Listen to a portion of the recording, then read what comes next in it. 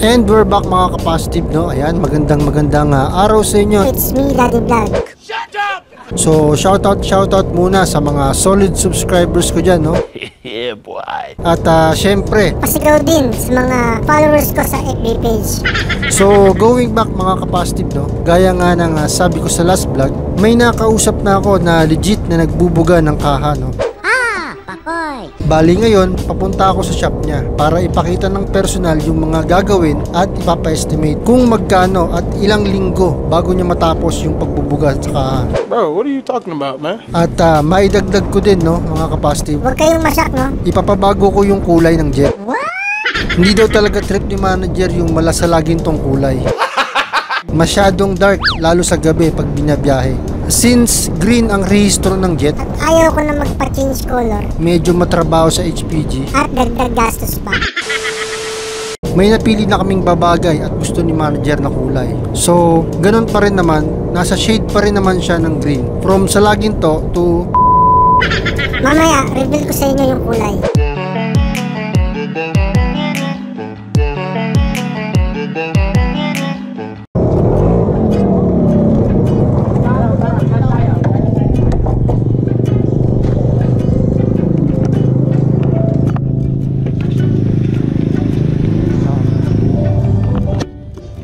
Boss, magandang hapon. Sino po pwede makausap tungkol sa pintura ng kaha? Ano pong motor niya? Ito po. Yung nag-message na ako sa page niya pala. Pala. Yung ano nga sir?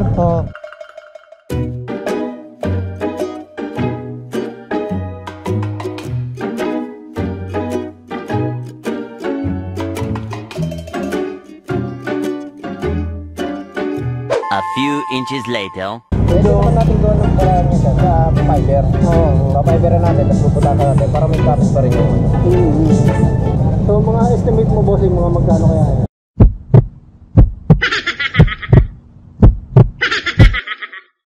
Tingnan sa inyo kahit mga ano. Tomorrow. So yun na nga mga ka-positive, no? Galing na ako sa paint shop kahapon. At sakto, si Boss Erson yung nakausap ko.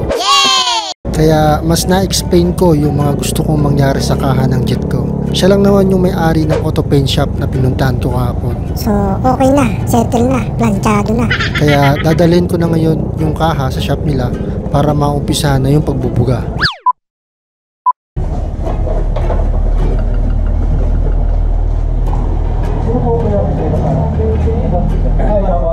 Ito, explain ko lang, bagya.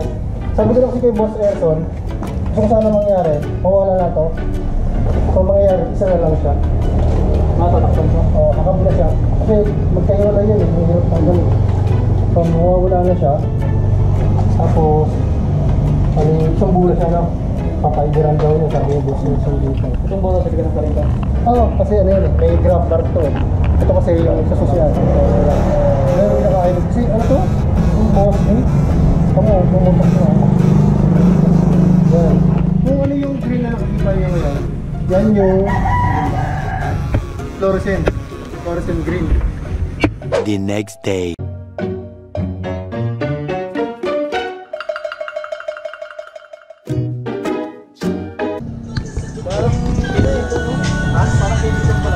Oo. Wala nang basic niya. Puti. Para lumabas yung pagkano niya kasi transparent. Transparent niya. Oo. Transparent niya. Parang ano fluorescent. Parang chemical din ano. So yun mga ka-positive, pwede pa daw yung dala natin pintura. Si Boss Jason nga pala yung tumitira ng kaha natin, no? So nagdala ako ng mga pintura na bigyan ni Bayaw. So paggamit na lang ito para di masayang. Kasi ito na yung pintura pala. So yun na nga mga ka-positive, no? Iniwan ko na yung kaha sa shop ni Boss Erson para maumpisahan na nila yung dapat umpisahan. Nag-update naman sila sa progress ng kaha at okay na yung kulay na gusto namin. Ready to paint na daw. Tinatapos na lang yung ibang dapat lihahin. Since green ang rehistro ng jet ko, fluorescent green. What? Hindi to pwede! O yung kulay ng bote ng Mountain Dew ang napili naming kulay. Galing, di ba?